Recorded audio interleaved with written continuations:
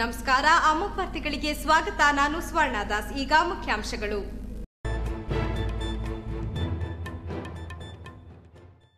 ವರ್ಷದ ಮೊದಲ ಹಬ್ಬ ಸಂಕ್ರಾಂತಿಯನ್ನು ವಿಜೃಂಭಣೆಯಿಂದ ಸ್ವಾಗತಿಸಿದ ಜಿಲ್ಲೆಯ ಜನತೆ. ಎಳ್ಳು ಬೆಲ್ಲ ಬೀರಿ ಸಂಭ್ರಮಿಸಿದ ನಲನಾಮಣಿಯರು. ವೃದ್ಧಾಶ್ರಮದಲ್ಲಿ ಅರ್ಥಪೂರ್ಣ ಸಂಕ್ರಾಂತಿ ಆಚರಣೆ. ಬಿಎಂ ರಸ್ತೆ ಅಕ್ರಮ ಕಟ್ಟಡಗಳಿಗೆ ಅನುಮತಿ ನೀಡಿ ತೆರವುಗೊಳಿಸಿದ ನಗರಸಭೆ ಅಧಿಕಾರಿಗಳು. ರಾಜಕೀಯ ಮೇಲಾಟಕ್ಕೆ ಪರಿತಪಿಸುತ್ತಿರುವ ಕಟ್ಟಡ ಮಾಲೀಕರು. ಸಾರ್ವಜನಿಕ ವಲಯದಲ್ಲಿ ಪರವಿರೋಧ ಚರ್ಚೆ.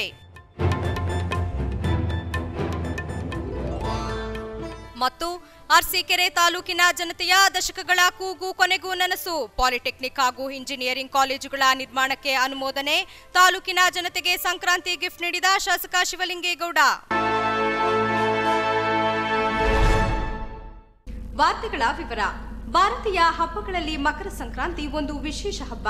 ಹೊಸ ವರ್ಷದ ಮೊದಲ ಹಬ್ಬ. ಪುಟ್ಟ ಮಕ್ಕಳಿಗೆ, ಯುವತಿಯರಿಗೆ ಇದು ಸಂಭ್ರಮದ ಹಬ್ಬ. ಹಾಸನದ ಮಂದಿ ಸಂಕ್ರಾಂತಿ ಹಬ್ಬ ಹೇಗೆ ಆಚರಿಸಿದ್ರು ಅಂದ್ರೆ ಇಲ್ಲಿದೆ ನೋಡಿ. ಹಾಸನದಲ್ಲಿ ಸಂಕ್ರಾಂತಿಯ ಹಬ್ಬ ಜೋರಾಗಿತ್ತು. ಮಾರುಕಟ್ಟೆಯಲ್ಲಿ ಖರೀದಿ ಭರದಿಂದ ಸಾಗಿತ್ತು. ಸ್ವಲ್ಪ ಬೆಲೆ ಜಾಸ್ತಿ ಇದ್ರೂ ಸಡಗರಕ್ಕೇನು ಕಮ್ಮಿ ಇರಲಿಲ್ಲ. ಇನ್ನೂ ಇಲ್ಲ ಹೊಸ ಬಟ್ಟೆ ತೊಟ್ಟು ಮನೆ ಮನೆಗೆ ಹೋಗಿ ಎಳ್ಳು ಬೆಲ್ಲ ವಿನಿಮಯ ಮಾಡ್ಕೊಳ್ತಿದ್ರೆ ಈ ಕುಟುಂಬ ವಿಭಿನ್ನವಾಗಿ ಆಚರಿಸಿತ್ತು. ವೃದ್ಧಾಶ್ರಮಕ್ಕೆ ತೆರಳಿ ಆಶ್ರಮದ ವೃದ್ಧರಿಗೆ ಎಳ್ಳು ಬೆಲ್ಲವ ನೀಡುವ ಮೂಲಕ ಆಚರಿಸಿದ್ರು. ಕಳೆದ 3 ವರ್ಷಗಳಿಂದ ನಾನು ಇಲ್ಲಿಗೆ ಬಂದು ವೃದ್ಧರೊಂದಿಗೆ ಆಚರಿಸುತ್ತಿದ್ದೇನೆ. ಹೆತ್ತ ಮಕ್ಕಳಿಂದ ವಂಚಿತರಾಗಿರೋ ಇವರು ವರ್ಷದಲ್ಲಿ ಬರೋ ಹಬ್ಬದಿಂದ ವಂಚಿತರಾಗ್ತಾರೆ.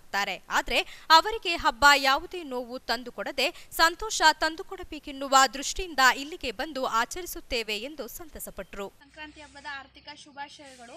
ಪ್ರತಿಯೊಬ್ಬರು ತಮ್ಮ ಮನೆಗಳಲ್ಲಿ ಮತ್ತೆ ಊರುಗಳಲ್ಲಿ ಸಂಕ್ರಾಂತಿ ಹಬ್ಬನ ಎಳ್ಳು ಬೆಲ್ಲ ಹಂಚೋದ್ರ ಮೂಲಕ ಸಂಕ್ರಾಂತಿ ಹಬ್ಬನ ಆಚರಿಸ್ತಾರೆ.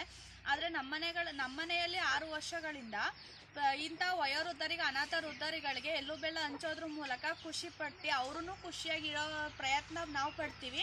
ಇಂತಹ ಕೆಲಸ ಮಾಡ್ತಿರೋದು ನಮಗೆ ಖುಷಿ ತಂದಿದೆ, ಅದ್ರ ಹೆಮ್ಮೆನೂ ಇದೆ. ಎಲ್ಲರಿಗೂ ಸಂಕ್ರಾಂತಿ ಹಬ್ಬದ ಆರ್ಥಿಕ ಶುಭಾಶಯಗಳು. ಇನ್ನು ಹಾಸನದಲ್ಲೂ ಕೂಡ ಸಂಕ್ರಾಂತಿ ಬಹಳ ಜೋರಾಗಿ ನಡೆಯುತ್ತಿದೆ. ಯುವತಿಯರು ಸಖತ್ತಾಗಿ ಡ್ರೆಸ್ ಮಾಡಿಕೊಂಡು ಇಷ್ಟವಾದವರನ್ನ ಭೇಟಿ ಮಾಡಿ ಎಳ್ಳು ಬೆಲ್ಲ ಬೀರಿ ಶುಭಾಶಯ ಕೋರುತ್ತಿದ್ದ ದೃಶ್ಯಗಳು ನಗರದೆಲ್ಲೆಡೆ ಕಾಣುತ್ತಿತ್ತು. ಅದನ್ನು ಹೊರತುಪಡಿಸಿದರೆ ಪುಟಾಣಿ ಮಕ್ಕಳು ಕೂಡ ಲಂಗ ದಾವಣಿ ಸೇರಿದಂತೆ ಹಳ್ಳಿ ಸೊಗಡಿನ ಸಾಂಪ್ರದಾಯಿಕ ಉಡುಗೆಗಳನ್ನು ತೊಟ್ಟು ಪುಟ್ಟ ಪುಟ್ಟ ಹೆಜ್ಜೆಗಳ ನಡುವೆ ಮನೆ ಮನೆಗೆ ತೆರಳಿ ಎಳ್ಳು ಬೆಲ್ಲವನ್ನ ಬೀರೋ ಮೂಲಕ ಸಂಕ್ರಾಂತಿಯನ್ನು ಬಹಳ ಖುಷಿಯಾಗಿ ಆಚರಿಸಿದರು. ಮತ್ತು ಇದು ವರ್ಷದ ಮೊದಲನೇ ಹಬ್ಬ ಆಗಿದ್ದು ಹೆಣ್ಮಕ್ಳಿಗೆ ತುಂಬ ಖುಷಿ ನೀಡುವಂಥ ಹಬ್ಬ. ಅದರಲ್ಲೂ ಎಲ್ಲರೂ ಸಂಜೆ ಆಯಿತು ಅಂದರೆ ತುಂಬ ಚೆನ್ನಾಗಿ ರೆಡಿಯಾಗಿ ಎಲ್ಲರ ಮನೆಗೂ ಹೋಗಬೇಕು. ಅಕ್ಕಪಕ್ಕ ಫ್ರೆಂಡ್ಸು, ಅದು ರಜೆ ಇದ್ದಿದ್ದರಿಂದ ಯಾರನ್ನೂ ನೋಡೂ ಇರಲ್ಲ. ಸೊ ಹಂಗಾಗಿ ಎಲ್ಲರಿಗೂ ಎಳ್ಳು ಬೆಲ್ಲ ಹಂಚೋದೇ ಒಂದು ರೀತಿಯಲ್ಲಿ ಹೆಣ್ಮಕ್ಳಿಗೆ ಖುಷಿ. ಎಲ್ಲರೂ ಒಂಥರ ತುಂಬ ಸಂಸ್ಕೃತಿಯಿಂದ ರೆಡಿಯಾಗಿ ಎಲ್ಲರಿಗೂ. ಇದು ತುಂಬ ಸಡಗರದ ಹಬ್ಬ. ತುಂಬ ಸಂತೋಷದಿಂದ ಆಚರಿಸ್ತೀವಿ. ಹೆಣ್ಮಕ್ಳು ತುಂಬ ಸಡಗರದಿಂದ ಖುಷಿಯಿಂದ ಇವತ್ತು ಎಳ್ಳು ಬೆಲ್ಲವನ್ನು ಹಂಚಿ ಸಡಗರದಿಂದ ಆಚರಣೆಯನ್ನು ನಡೆಸ್ತೇವೆ. ಎಳ್ಳು ಬೆಲ್ಲ ತಿಂದು ಒಳ್ಳೆ ಮಾತಾಡೋ ಅನ್ನೋ ಒಂದು ಸಂಸ್ಕೃತಿ ನಮ್ಮ ಹಳ್ಳಿಯಲ್ಲಿದೆ. ಹಾಗಾಗಿ ಎಲ್ಲರೂ ಸಹ ಈ ಹಬ್ಬವನ್ನು ವರ್ಷದ ಮೊದಲನೇ ಹಬ್ಬ ಆಗಿರೋದ್ರಿಂದ ತುಂಬ ಸಡಗರದಿಂದ ಮಾಡ್ತಾ ಇದ್ದೀವಿ. ಹಾಸನ ನಗರಸಭೆ ಅಧಿಕಾರಿಗಳೇ ಬಿಎಂ ರಸ್ತೆಯ ಸೆಟ್ ಬ್ಯಾಕ್ ಜಾಗದಲ್ಲಿ ಕಟ್ಟಡ ನಿರ್ಮಿಸಿಕೊಳ್ಳಲು ಅವಕಾಶ ನೀಡಿ ಇಂದು ಇದು ಅಕ್ರಮ ಕಟ್ಟಡ ಅಂತ ನೆಲಸಮ ಮಾಡಲು ಮುಂದಾಗಿದ್ದಾರೆ. ಕಾಲಕ್ಕೆ ತಕ್ಕಂತೆ ಬದಲಾದ ನಗರಸಭೆಯ ಈ ನೀತಿ ಬಗ್ಗೆ ಹಾಸನದ ಜನತೆ ತೀವ್ರ ಆಕ್ರೋಶ ವ್ಯಕ್ತಪಡಿಸಿದ್ದಾರೆ. ಹಾಗಾದ್ರೆ ನಗರಸಭೆಯ ಅಧಿಕಾರಿಗಳ ಮೇಲೆ ಏಕೆ ಇಂತಹ ಆಪಾದನೆ ಕೇಳಿಬರ್ತಿದೆ ಅನ್ನೋ ಕಂಪ್ಲೀಟ್ ಡೀಟೇಲ್ಸ್ ಹೇಳ್ತೀವಿ. ಈ ಸ್ಟೋರಿ ನೋಡಿ. ಹೌದು, ರಸ್ತೆ ವಿಸ್ತರಣೆ ಹೆಸರಲ್ಲಿ ಒತ್ತುವರಿ ಕಟ್ಟಡಗಳ ತೆರವಿಗೆ ಟೊಂಕ ಕಟ್ಟಿ ನಿಂತಿರೋ ಜಿಲ್ಲಾಡಳಿತ ಅಂದುಕೊಂಡಂತೆ ಬಿಎಂ ರಸ್ತೆ ಕಟ್ಟಡಗಳನ್ನು ತೆರವುಗೊಳಿಸಿರುವುದನ್ನ ಒಂದೆಡೆ ಸಾರ್ವಜನಿಕರು ಸ್ವಾಗತಿಸಿದರೆ ಮತ್ತೊಂದೆಡೆ ತೆರವು ಕಾರ್ಯಾಚರಣೆಯಲ್ಲಿ ರಾಜಕೀಯ ಮಾಡಲಾಗುತ್ತಿದೆ ಎಂಬ ಬೇಸರ ಹೊರಹಾಕುತ್ತಿದ್ದಾರೆ. ಬಿಎಂ ರಸ್ತೆ ಒತ್ತುವರಿ ಹೆಸರಿನಲ್ಲಿ ಕಟ್ಟಡ ತೆರವು ಮಾಡುವಂತೆ ಆದೇಶಿಸಿದ್ದ ನಗರಸಭೆ ಅಧಿಕಾರಿಗಳು ಕಟ್ಟಡ ತೆರವು ಕಾರ್ಯಾಚರಣೆ ಆರಂಭಿಸುತ್ತಿದ್ದಂತೆ ಬಹುತೇಕ ಕಟ್ಟಡದ ಮಾಲೀಕರುಗಳು, ವ್ಯಾಪಾರಸ್ಥರು ಸ್ವತಃ ಕಟ್ಟಡದ ಭಾಗಗಳನ್ನು ತೆರವುಗೊಳಿಸಿಕೊಟ್ಟಿದ್ದರೂ ಸ್ಥಳಕ್ಕಾಗಮಿಸಿದ ನಗರಸಭೆ ಅಧಿಕಾರಿಗಳು ಕಟ್ಟಡದ ಮಾಲೀಕರನ್ನು ಬದಿಗೆ ಸರಿಸಿ ಇಟಾಚಿಗಳ ಮೂಲಕ ಏಕಾಏಕಿ ರೋಲಿಂಗ್ ಶಟರ್, ಕಿಟಕಿಗಳು, ಗ್ರಿಲ್ಸ್, ಗಾಜುಗಳನ್ನು ಪುಡಿಪುಡಿಗೈದಿದ್ದು ಕಟ್ಟಡ ತೆರವುಗೊಳಿಸುವ 48 ಗಂಟೆಗಳ ಮುನ್ನ ಫೈನಲ್ ನೋಟಿಸ್ ನೀಡಬೇಕು. ಆದರೆ ಸಂಜೆ 6 ಗಂಟೆಯಲ್ಲಿ ನೋಟಿಸ್ ನೀಡಿ ಬೆಳಗ್ಗೆ ತೆರವಿಗೆ ಮುಂದಾಗಿರೋದು ಸರಿಯಾದ ಕ್ರಮವಲ್ಲ. ಒಂದು ವೇಳೆ ಈ ಕಟ್ಟಡಗಳು ಅಕ್ರಮವಾಗಿದ್ದರೆ 2006ರಿಂದ ಈವರೆಗೆ ನಗರಸಭೆಯಲ್ಲಿ ಅಧಿಕಾರ ನಡೆಸಿದ ಆಯುಕ್ತರು, ಭ್ರಷ್ಟ ಇಂಜಿನಿಯರ್ಗಳ ತಲೆದಂಡ ಹಾಗೂ ಅವರುಗಳ ಮೇಲೆ ಕ್ರಿಮಿನಲ್ ಮೊಕದ್ದಮೆ ಹೂಡಬೇಕಲ್ಲವೇ? ರಸ್ತೆ ಒತ್ತುವರಿ ಮಾಡಿರುವುದು ಕಾನೂನು ಬಾಹಿರ ಎಂದಾದರೆ ಅಲ್ಲಿ ಕಟ್ಟಡ ಕಟ್ಟಲು ಹಣ ಪಡೆದು ಅನುಮತಿ ನೀಡಿದ ನಗರಸಭೆ ಅಧಿಕಾರಿಗಳು ಮಾಡಿರೋದು ಕಾನೂನು ಬಾಹಿರವಲ್ಲವೇ? ಹಾಗಿದ್ರೆ ಈಗ ಅಕ್ರಮ ಕಟ್ಟಡಗಳ ಮೇಲೆ ಅಬ್ಬರಿಸಿ ಬೊಬ್ಬಿರಿಯುತ್ತಿರುವ ನಗರಸಭೆ ಅಧಿಕಾರಿಗಳೇ ಅಲ್ಲವೇ ಒತ್ತುವರಿಗೆ ಕಾರಣ ಎನ್ನುತ್ತಿದ್ದಾರೆ ಸಾರ್ವಜನಿಕರು. 2004ರಲ್ಲಿ ಇವರು ಒಂದ್ಸಲಿ ರೋಡ್ ಹೊಡೆದಿದ್ರು.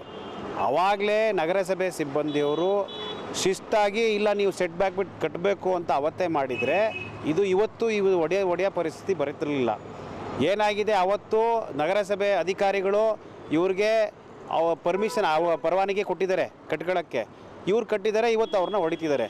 ಈಗ ಇವ್ರಿಗೆ ಬಿಲ್ಡಿಂಗ್ನ ಹೊಡೆದ್ರು, ಇವ್ರಿಗೆ ವ್ಯಾಪಾರಸ್ಥರಿಗೆ ನಷ್ಟ ಮಾಡಿದ್ದಾರೆ. ಅಧಿಕಾರಿಗಳ ಮೇಲೆ ಯಾವ ಆ್ಯಕ್ಷನ್ ತಗೊಂಡಿದ್ದಾರೆ? ನಾವು ಕೇಳೋದಿಷ್ಟೇ, ನಗರಸಭೆ ಏನು ಆಯುಕ್ತರಿದ್ದಾರೆ ಕೂಡಲೇ ಸಸ್ಪೆಂಡ್ ಮಾಡಬೇಕು. ಯಾಕೆಂದರೆ ಅವ್ರ ಕಡೆಯಿಂದ ಇವತ್ತು ವ್ಯಾಪಾರಸ್ಥರು ಲಕ್ಷಾನುಗಟ್ಟಲೆ ಹಣ ನಷ್ಟ ಆಗಿದೆ, ಅವರೆಲ್ಲ ಬೀದಿಗೆ ಬಂದಿದ್ದಾರೆ. ಇವ್ರಿಗೆ ಯಾರು ಹೊಣೆ? ಇದು BM ರೋಡ್ನ ಹೊಡಿತಾ ಇದ್ದಾರೆ, ಅದು ಅಕ್ರಮ ಅಂತ ಹೇಳಿ ನಮಗೆ ನೋಟಿಸ್ ಕೊಟ್ಟಿದ್ದಾರೆ. ಯಾವ ರೀತಿ ಅಕ್ರಮ ಅಂತ ಗೊತ್ತಿಲ್ಲ. ಇದು ನಮ್ಮ ತಾತನ ಕಾಲದಿಂದಲೂ ಅನುಭವಿಸ್ಕೊಂಡು ಬಂದಿರತಕ್ಕಂಥ ಜಾಗ. ಇವರು ಸೆಟ್ ಬ್ಯಾಕ್ ಬಿಡಿ ಅನ್ನೋ ಕಾರಣಕ್ಕೆ ನಮ್ಮನ್ನು ಹೇಳ್ತಾ ಇದ್ದಾರೆ, ನೀವು ಸೆಟ್ ಬ್ಯಾಕ್ ಬಿಡಬೇಕು, ಅದಕ್ಕೋಸ್ಕರ ನೀವು ಇದನ್ನು ಕಟ್ಟಡವನ್ನು ಹೊಡ್ಕೊಳ್ಳಿ ಅಂತ ಹೇಳ್ತಾ ಇದ್ದಾರೆ. ಇಲ್ಲಿ ನಮಗೆ ಯಾವುದೇ ಪರಿಹಾರ ಆಗಲಿ ಅಥವಾ ಏನು ಕೊಟ್ಟಿಲ್ಲ. ನಾವು ಕೇಳ್ತಿರೋದೇನು ಅಂದರೆ, ಇಡೀ ರಾಜ್ಯದಲ್ಲಿ ಇಲ್ದಿರ್ತಕ್ಕಂಥ ಕಾನೂನು ಹಾಸನ ಜಿಲ್ಲೆಯಲ್ಲಿದೆಯಾ, ಹಾಸನ ಸಿಟಿಲಿದೆಯಾ? ಹಂಗಾರೆ ಎಲ್ಲ ಜಿಲ್ಲೆಗಳಲ್ಲೂ ಸಹ ಇದೇ ರೀತಿ ಸೆಟ್ ಬ್ಯಾಕ್ಗಳನ್ನ ಬಿಟ್ಟಿದ್ದಾರೆ ರೋಡಿಗೆ. ನಮ್ಮ ಇದು ಪ್ರಶ್ನೆ. ನಾವು ನಗರಸಭೆಯವರಿಗೆ ಕೇಳ್ತಾ ಇರ್ತಕ್ಕಂಥದ್ದು ಒಂದೇ ಮಾತು, ನೀವು ಈ ರೀತಿ ನಮ್ಮ ಇದನ್ನೊಂದು ದೌರ್ಜನ್ಯ ಅಂತಲೇ ಹೇಳ್ಬೋದು. ಯಾಕೆಂದರೆ ನಮಗೆ ಕೊನೆ ನೋಟಿಸ್ ಕೊಟ್ಟು 48 ಗಂಟೆ ಟೈಮ್ ಕೊಡಬೇಕು ಅಂತ ಇದೆ ಕಾನೂನಲ್ಲಿ. ನಮಗೆ ಅದನ್ನೂ ಕೊಡಲಿಲ್ಲ ಅವರು. ಏಕಾಏಕಿ ಬಂದು ಹೊಡೆದು ನಮಗೆ ತುಂಬ ನಷ್ಟ ಆಗಿದೆ.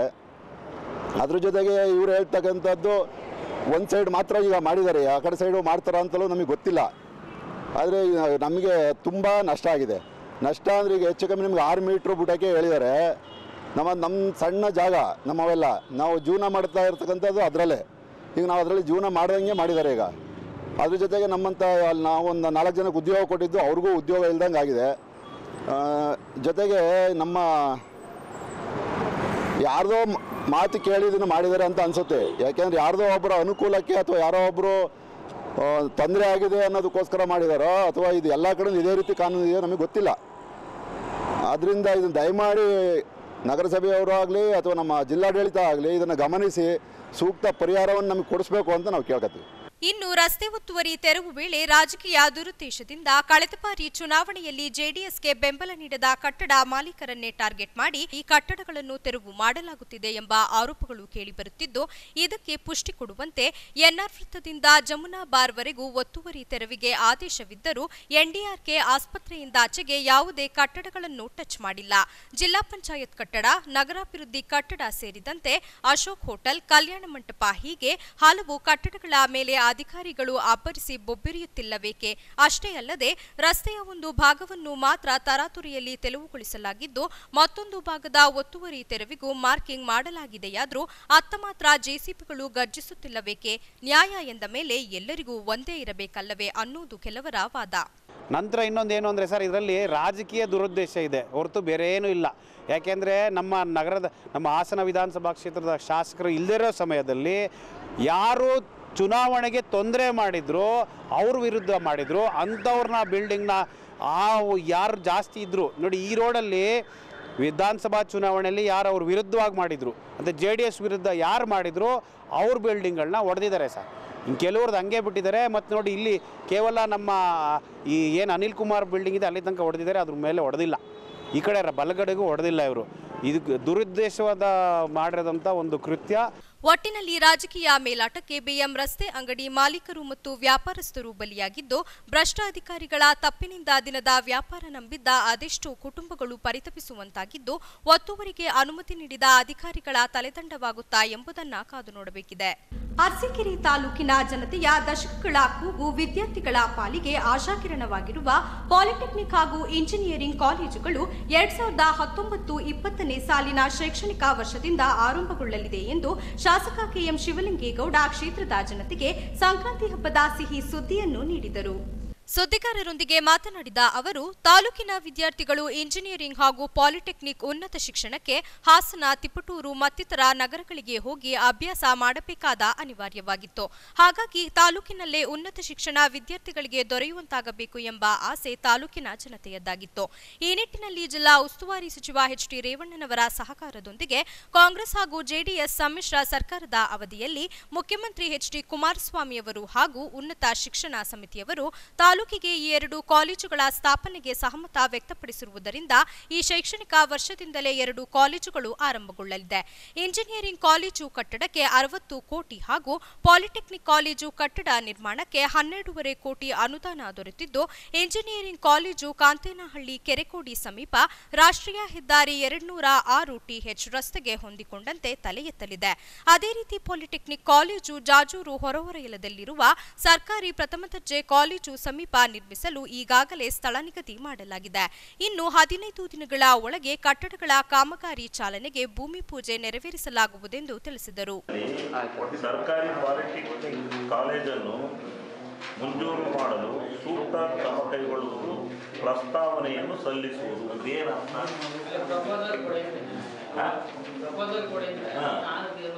ಅಲ್ವಾ? ಈಗ ಅದು ಎಷ್ಟು ಅಲ್ಲಿ ರಿಪೋರ್ಟ್ಸ್ ಇದು 1 ವರ್ಷದಿಂದ ನಡೆದಿದೆ, 6 ತಿಂಗಳು ನಡೆದಿದೆ. ಇಲ್ಲಿ ಪಾಲಿಟೆಕ್ನಿಕ್ ಓಡುತ್ತಾ 3ನೇ ಕ್ಲಾಸ್ 4ನೇ ಕ್ಲಾಸ್ ಅಂತ ನೋಡಿ ಹೆಂಗೆ ಬರೋದು ಕನ್ನಡ.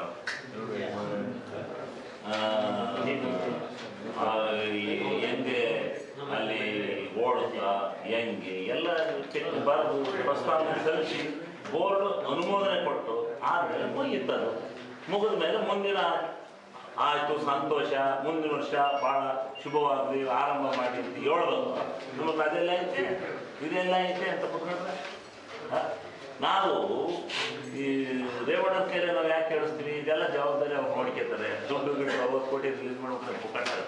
ನಾನು ಅಂಕಲ್ ಎಲ್ಲ ನೋಡ್ಕೋಬೇಕಲ್ಲ ರೇವಣ್ಣ ಅವ್ರಿಗೆ ಕೃತಜ್ಞತೆ ಹೇಳ್ಬೇಕಲ್ಲ. ಸರ್ ಈಗ ಅವರು ಇಸಿದ್ದಾಗ ಇಟ್ಕೊಂಡಲ್ಲ, ನೀವೇ ಹೇಳೋಣ, ನೀವೇ ಹೇಳಿದ್ದೆ, ನೀನು ಹೇಳ ಹೋಗಿ. ಈ ವೇಳೆ ನಗರಸಭೆಯ ಮಾಜಿ ಅಧ್ಯಕ್ಷ ಹಾಲಿ ಸದಸ್ಯ ಸಮೀಉಲ್ಲಾ, ಜಿಲ್ಲಾ ಪಂಚಾಯಿತಿ ಮಾಜಿ ಉಪಾಧ್ಯಕ್ಷ ಬಂಡಿಗೌಡರ ರಾಜಣ್ಣ, ಜೆಡಿಎಸ್ ಮುಖಂಡರಾದ ಗೊಲ್ಲರಹಳ್ಳಿ ಹನುಮಪ್ಪ, ಸುಬ್ರಹ್ಮಣ್ಯ ಬಾಬು, ಎಎಸ್ ರಂಗರಾಜು, ನಗರಸಭೆ ಸದಸ್ಯ ರಾಜಶೇಖರ್ ಮತ್ತಿತರರು ಉಪಸ್ಥಿತರಿದ್ದರು.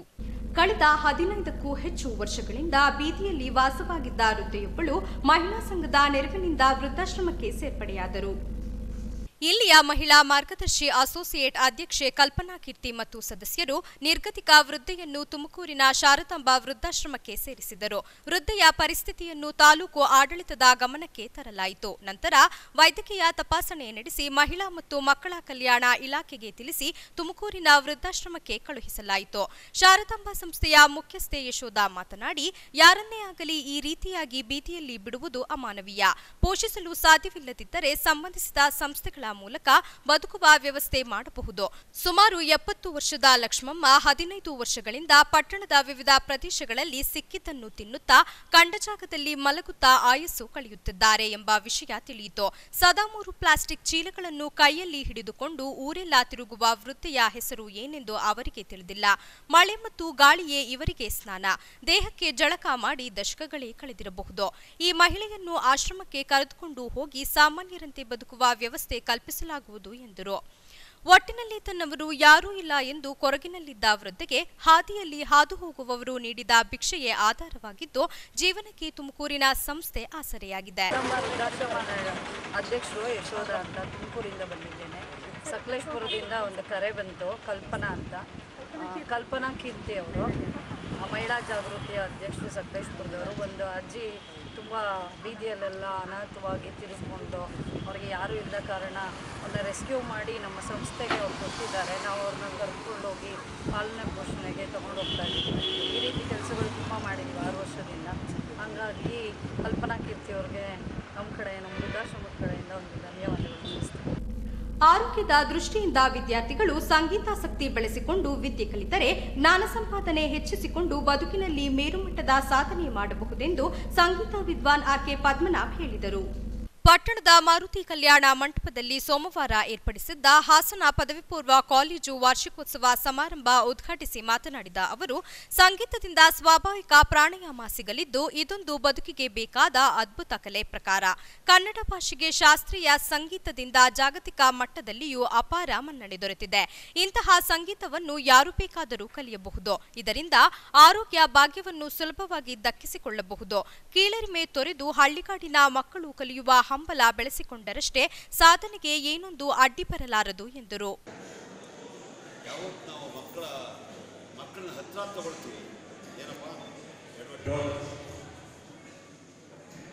ಅವಾಗ ನೀವು ಬೆಳೆಯೋದಕ್ಕೆ ಅನುಕೂಲ ಆಗುತ್ತೆ. ನಾನು 1967ನೇ ಇಸ್ವಿಯವರೆಗೆ ರುದ್ರಪಟ್ಟಣ ಗ್ರಾಮ ಬಿಟ್ಟು ಬೆಂಗಳೂರು ಹೋದೆ. ಆ ಬೆಂಗಳೂರು ಹೋದಾಗ ನನಗೆ ತುಂಬ ಕೀಳರಿಮೆ. ನಮಗೆಲ್ಲ ನಾವು ಹಳ್ಳಿಯವರು, ನಮಗೆ ಡ್ರೆಸ್ ಮಾಡೋಕ್ಕೆ ಗೊತ್ತಿಲ್ಲ, ಪ್ಯಾಂಟ್ ಹಾಕೋದಿಲ್ಲ, ಏನಪ್ಪ ಹ್ಯಾಕ್ ಬದುಕೋದು ಬೆಂಗಳೂರಿಗೆ ಅನ್ನೋದು ನನ್ನ ಮನಸ್ಥಿತಿ. 8 hours ಗಂಟೆ ಸಾಧನೆ ಮಾಡಬೇಕು. ಊಟ ತಿಂಡಿ ಏನು ಬೇಕಿಲ್ಲ. ಕಾಲೇಜಿನ ಕಾರ್ಯದರ್ಶಿ ಗಂಗಾಧರ್ ಮಾತನಾಡಿ, ಅರಕಲಗೂಡಿನಲ್ಲಿ ಹಾಸನ ಪದವಿ ಪೂರ್ವ ಕಾಲೇಜು ತೆರೆದ ಬಳಿಕ ಶಿಕ್ಷಣ ಕ್ಷೇತ್ರದಲ್ಲಿ ಗಮನಾರ್ಹ ಸಾಧನೆ ಮಾಡುತ್ತಿದೆ. ಈ ಮೂಲಕ ಹೊಸದಾಗಿ ಶಿಕ್ಷಣ ಸಂಸ್ಥೆಗಳು ತಲೆ ಎತ್ತಿರುವುದು ಸ್ವಾಗತಾರ್ಹ ಬೆಳವಣಿಗೆಯಾದರೂ ಗುಣಮಟ್ಟದಲ್ಲಿ ಆರೋಗ್ಯಕರವಾದ ಪೈಪೋಟಿ ಕಾಯ್ದುಕೊಳ್ಳುವುದು ಅತಿ ಮುಖ್ಯ ಎಂದರು.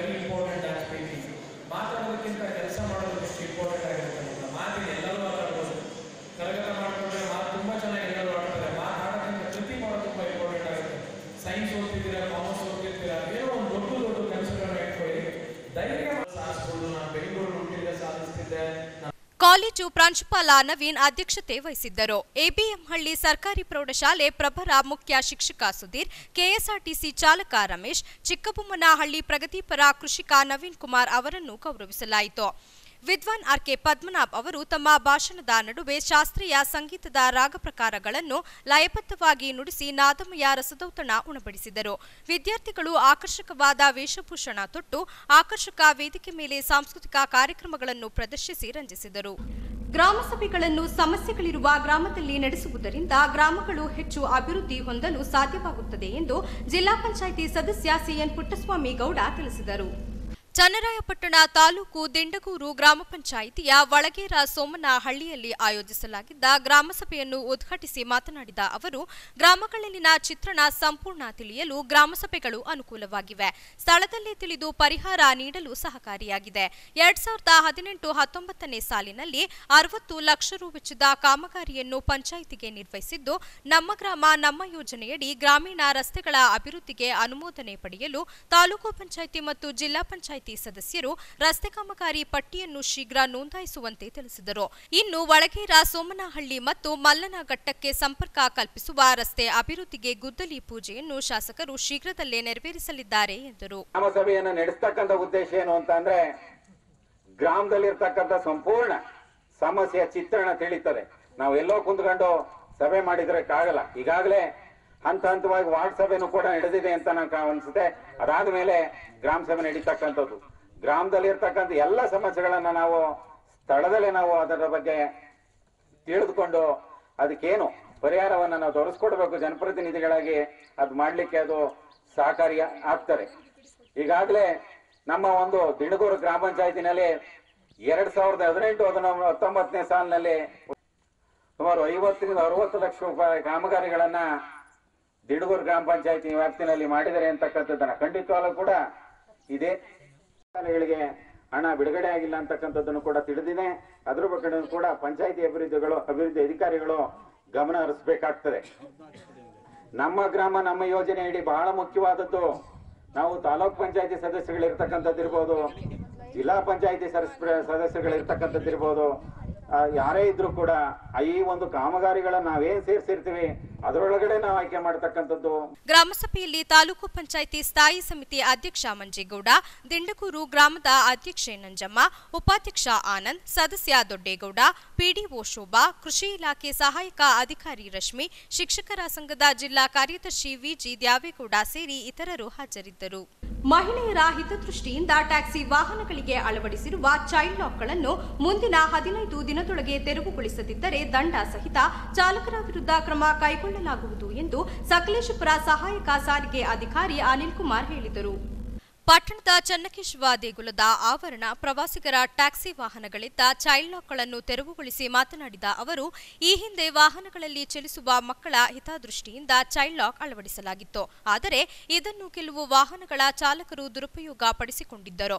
ಇದನ್ನು ಗಮನಿಸಿದ ನ್ಯಾಯಾಲಯ ಪ್ರವಾಸಿಗರು ಹಾಗೂ ಖಾಸಗಿ ವಾಹನಗಳ ಟ್ಯಾಕ್ಸಿ ಮಾಲೀಕರು ತಮ್ಮ ವಾಹನಗಳಲ್ಲಿರುವ ಚೈಲ್ಡ್ ಲಾಕ್ಗಳನ್ನು ತೆರವುಗೊಳಿಸುವಂತೆ ಆದೇಶ ನೀಡಿದೆ.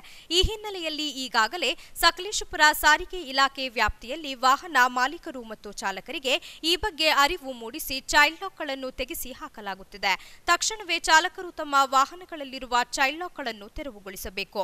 ಇಲ್ಲದಿದ್ದಲ್ಲಿ ಅಂತಹ ವಾಹನಗಳ ಚಾಲಕರ ವಿರುದ್ಧ ಮುಂದಿನ ದಿನಗಳಲ್ಲಿ ದಂಡ ವಿಧಿಸುವುದಲ್ಲದೆ ವಾಹನಗಳ ಪರವಾನಗಿಯನ್ನು ನವೀಕರಿಸುವುದಿಲ್ಲ. ಆದ್ದರಿಂದ ತಕ್ಷಣವೇ ಚಾಲಕರು ಚೈಲ್ಡ್ ಲಾಕ್ಗಳನ್ನು ತೆರವುಗೊಳಿಸಬೇಕು ಎಂದರು. ಇತ್ತೀಚೆಗೆ ಮಹಿಳೆಯರ ಸೇಫ್ಟಿಗೋಸ್ಕರ ಏನಪ್ಪ ಅಂತಂದರೆ ಗಾಡಿನಲ್ಲಿ ಚೈಲ್ಡ್ ಲಾಕ್ ಇರಬಾರ್ದು ಅಂತೇಳಿ ನ್ಯಾಯಾಲಯದ ಆದೇಶ ಆಗಿದೆ, ಉಚ್ಚ ನ್ಯಾಯಾಲಯದ ಆದೇಶ ಆಗಿದೆ. ಅದರಂತೆ ನಾವೇನು ಮಾಡ್ತೀವಿ, ತುಂಬ ಜನಕ್ಕೆ ನಾವು ಆದಷ್ಟು ನಮ್ಮ ಕೈಯಲ್ಲಿ ಆದಷ್ಟು ರಿಮೂವ್ ಮಾಡಿದ್ದೀವಿ ಮತ್ತು ಅವ್ರಿಗೆ ರಿಮೂವ್ ಮಾಡಿಸ್ಕೊಳ್ಳೋಂಗೆ ಸಲಹೆ ಕೂಡ ಕೊಟ್ಟಿದ್ದೀವಿ. ಅವರು ಈ ಕೂಡಲೇ ಯಾವುದೇ ಎಲ್ಲೋ ಬೋರ್ಡ್ ಟ್ಯಾಕ್ಸಿಗಳಿದ್ದಾವೆ, ಯಾವುದರಲ್ಲಿ ಈ ಥರ ಚೈಲ್ಡ್ ಲಾಕ್ ಇರುತ್ತೆ ಅವರೆಲ್ಲ ಅದನ್ನು ನೋಡಿ ತೆಗಿತೀವಿ. ಈ ಥರ ತೆಗಿಬೇಕು, ಎಲ್ಲರೂ ಹೋಗ್ಬಿಟ್ಟು ತೆಗೆಸ್ಕೊಬೇಕಾಗುತ್ತೆ. ಚೈಲ್ಡ್ ಲಾಕ್ನ ತೆಗೆಸ್ಕೊಂಡು ಅವ್ರು ಆಮೇಲೆ ಗಾಡಿನ ಯೂಸ್ ಮಾಡ್ಕೋಬೋದು. ಲೇಡೀಸ್ಗೆ ಸೇಫ್ಟಿಗೋಸ್ಕರ, ಯಾಕೆಂದರೆ ಅವ್ರು ಒಳಗಡೆ ಕೂತ್ಕೊಂಡಾಗ ಡೋರ್ ಓಪನ್ ಮಾಡೋಕ್ಕಾಗಲ್ಲ, ಅವ್ರು ಯಾರು ಹೆಲ್ಪ್ಗೆ ಕೂತ್ಕೊಂಡಾಗ ಡೋರ್ ಓಪನ್ ಮಾಡೋಕ್ಕಾಗಲ್ಲ, ಇವ್ರು ಏನು ಬೇಕಾದ್ರೂ ಮಾಡ್ಬೋದು ಅಂತ, ಹಾಗಾಗಿ ಅದನ್ನ ಚೈಲ್ಡ್ ಲಾಕ್ ತೆಗೆಸ್ತಾ ಇದ್ದೀವಿ. ಈ ಸಂದರ್ಭದಲ್ಲಿ ಸಾರಿಗೆ ಇಲಾಖೆಯ ಪ್ರಭು ಹಾಗೂ ವಾಹನಗಳ ಚಾಲಕರು ಇದ್ದರು. ಚನ್ನಕೇಶವ ದೇಗುಲದ ಆವರಣ ಪ್ರವಾಸಿಗರ ವಾಹನಗಳ ಚೈಲ್ಡ್ ಲಾಕ್ ತೆರವುಗೊಳಿಸುತ್ತಿರುವ ಸಕಲೇಶಪುರ ಸಹಾಯಕ ಸಾರಿಗೆ ಅಧಿಕಾರಿ ಅನಿಲ್ ಕುಮಾರ್ ಮತ್ತಿತರರು ಹಾಜರಿದ್ದರು. ಈಗ ಸಂಕ್ಷಿಪ್ತ ಸುದ್ದಿಗಳು. ಸಂಕ್ರಾಂತಿ ಹಬ್ಬದ ಪ್ರಯುಕ್ತ ತಾಲೂಕಿನ ಮೂರುಂಡಿ ಗ್ರಾಮದಲ್ಲಿರುವ ಊರ ಕಾಯುವ ಶ್ರೀ ಆಂಜನೇಯ ಸ್ವಾಮಿಗೆ ಪ್ರಾತಃ ಕಾಲದಲ್ಲಿ ವಿಶೇಷ ಅಭಿಷೇಕ ಪೂಜೆ ಏರ್ಪಡಿಸಲಾಗಿತ್ತು. ಧನುರ್ಮಾಸದ ಕಡೆಯ ದಿನವಾದ ಇಂದು ನೂರಾರು ಭಕ್ತರು ಸರತಿ ಸಾಲಿನಲ್ಲಿ ಬಂದು ದೇವರ ದರ್ಶನ ಪಡೆದರು. ಪ್ರತಿ ವರ್ಷದಂತೆ ಈ ಬಾರಿಯೂ ಎಲ್ಲರಿಗೂ ಸಾಮೂಹಿಕ ಅನ್ನಸಂತರ್ಪಣೆ ಏರ್ಪಡಿಸಲಾಗಿತ್ತು. ಅರಸೀಕೆರೆ ತಾಲೂಕಿನ ಕಣಕಟ್ಟೆ ಹೋಬಳಿ ಡಿಎಂ ಕುರ್ಕೆ ಗ್ರಾಮದಲ್ಲಿ ರಾಷ್ಟ್ರೀಯ ಸ್ವಯಂ ಸಂಘದ ವತಿಯಿಂದ ಪಥಸಂಚಲನ ನಡೆಸಿದ್ದು, ನೂರಾರು ಸ್ವಯಂ ಸೇವಕರು ಗಣ ವೇಷಧಾರಿ ಗ್ರಾಮದ ಮುಖ್ಯ ರಸ್ತೆ ಹಾಗೂ ಬಡಾವಣೆಗಳಲ್ಲಿ ಪಥಸಂಚಲನ ನಡೆಸಿದರು. ಸಭಾ ಕಾರ್ಯಕ್ರಮದಲ್ಲಿ ಮುಖ್ಯ ಅತಿಥಿಗಳಾಗಿ ಡಿಎಂ ಕುರ್ಕೆ ಗ್ರಾಮದ ಬೂದಿಹಾಳ್ ವಿರಕ್ತ ಮಠದ ಶ್ರೀ ಶಶಿದೇವರ ಸ್ವಾಮೀಜಿ, ನಿವೃತ್ತ ದೈಹಿಕ ಶಿಕ್ಷಕರಾದ ಜಯಪ್ಪ ಭಾಗವಹಿಸಿದ್ದರು ಮತ್ತು ನವೀನ್, ಜಿಲ್ಲಾ ಪ್ರಚಾರಕರು, ರಾಷ್ಟ್ರೀಯ ಸ್ವಯಂ ಸೇವಕ ಸಂಘ ಹಾಸನ ಅವರು ಮುಖ್ಯ ಭಾಷಣಕಾರರಾಗಿ ಆಗಮಿಸಿದ್ದರು. ಕೊನೆಯಲ್ಲಿ ಮತ್ತೊಮ್ಮೆ ಮುಖ್ಯಾಂಶಗಳು. ವರ್ಷದ ಮೊದಲ ಹಬ್ಬ ಸಂಕ್ರಾಂತಿಯನ್ನು ವಿಜೃಂಭಣೆಯಿಂದ ಸ್ವಾಗತಿಸಿದ ಜಿಲ್ಲೆಯ ಜನತೆ. ಎಳ್ಳು ಬೆಲ್ಲ ಬೀರಿ ಸಂಭ್ರಮಿಸಿದ ನಲನಾಮಣಿಯರು. ವೃದ್ಧಾಶ್ರಮದಲ್ಲಿ ಅರ್ಥಪೂರ್ಣ ಸಂಕ್ರಾಂತಿ ಆಚರಣೆ. ಬಿಎಂ ರಸ್ತೆ ಅಕ್ರಮ ಕಟ್ಟಡಗಳಿಗೆ ಅನುಮತಿ ನೀಡಿ ತೆರವುಗೊಳಿಸಿದ ನಗರಸಭೆ ಅಧಿಕಾರಿಗಳು. ರಾಜಕೀಯ ಮೇಲಾಟಕ್ಕೆ ಪರಿತಪಿಸುತ್ತಿರುವ ಕಟ್ಟಡ ಮಾಲೀಕರು. ಸಾರ್ವಜನಿಕ ವಲಯದಲ್ಲಿ ಪರ ವಿರೋಧ ಚರ್ಚೆ. ಮತ್ತು ಅರಸೀಕೆರೆ ತಾಲೂಕಿನ ಜನತೆಯ ದಶಕಗಳ ಕೂಗು ಕೊನೆಗೂ ನನಸು. ಪಾಲಿಟೆಕ್ನಿಕ್ ಹಾಗೂ ಇಂಜಿನಿಯರಿಂಗ್ ಕಾಲೇಜುಗಳ ನಿರ್ಮಾಣಕ್ಕೆ ಅನುಮೋದನೆ. ತಾಲೂಕಿನ ಜನತೆಗೆ ಸಂಕ್ರಾಂತಿ ಗಿಫ್ಟ್ ನೀಡಿದ ಶಾಸಕ ಶಿವಲಿಂಗೇಗೌಡ. ಮುಂದಿನ ವಾರ್ತಾ ಸಂಚಿಕೆಯೊಂದಿಗೆ ಮತ್ತೆ ಭೇಟಿಯಾಗೋಣ. ವಂದನೆಗಳು.